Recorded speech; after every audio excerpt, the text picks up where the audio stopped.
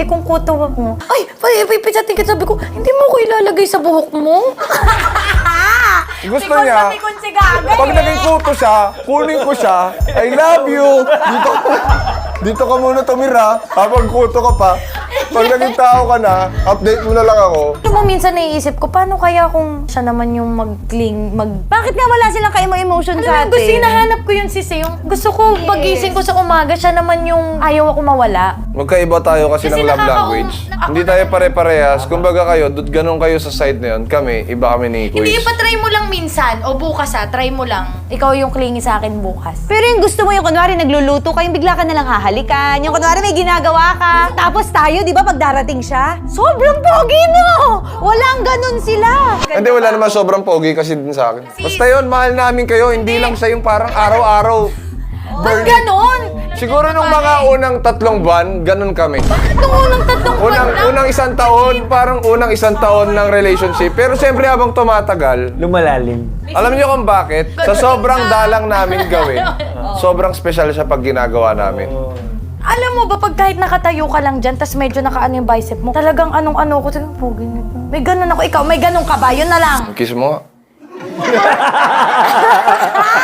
Hindi, kunwari ako, bigla ako nakikita mo naglilinis Okay, ako yan, dyan. yan. Yan ang gusto ko, di ba, sa mga Paano pelikula? naglilinis ako, hirap na hirap ako. Oh, Hindi may lang ganon ka ba? Hindi lang kami, ba't may siko naman na, no? Minsan lang hindi vocal na parang pag ano. Okay na yung naramdaman namin siya. Minsan may ganon ako eh. Iba-iba kasi. Minsan, Kailan yung last nakita mo ako naglilinis na nagandahan ka? Na naglilinis ako? eh, kailan ka ba huling naglinis? O tamo, wala ka. Hindi nga ako naglilinis. Yun yung tanong.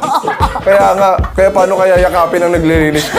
Yun yung sinasabi mo. Wala pala, nanguhula ka. Pag nakikita ka minsan kumukuha ang ulam, mga ganun. Tapos pagdating ng kuha, yung pagkain niya lang yung kinuha niya. Siya lang pala yung kakain, hindi man lang ako kinuha. So parang, Gano'n mo ako kamahal? Ganun ka ba? Ako tanong ng tanong. Gano'n mo ako kamahal? 1 to 100. 101! may mga imaginary scenario na sila na paano gagamba ako.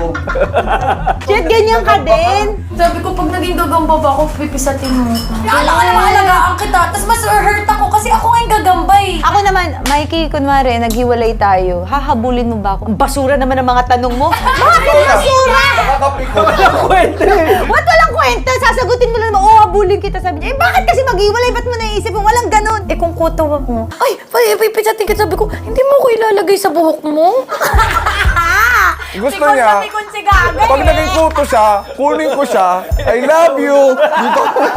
Dito ka muna tumira, habang kuto ka pa. Pag naging tao ka na, update mo na lang ako. Ay, ito, may tanong ako sa'yo. Ever ba sa Valentine's nag-surprise yan sa'yo? Oo, nag-surprise to sa akin pag Valentine's. May mga hindi. Ito, wala talaga. Kailangan mong sabihin. Tapos pag sinabi mo, sabi niya, Mikey, pwedeng... Ginugulo mo, oo, may surprise ako sa'yo, tinan mo. Pero alam kong wala. May surprise ako, yan, ginulo mo na. Nagulat ako, sabi ko, nag-request ako, gusto ko ng caviar, cake. Tapos dumating, may surprise na ako sa'yo. Dumating, margarine tsaka caviar. Sabi ko, hindi ito yung sinasabi ko. Sabi niya, tinawagan yung nanay niya, Ma, mali pala yung binili mo. Mike!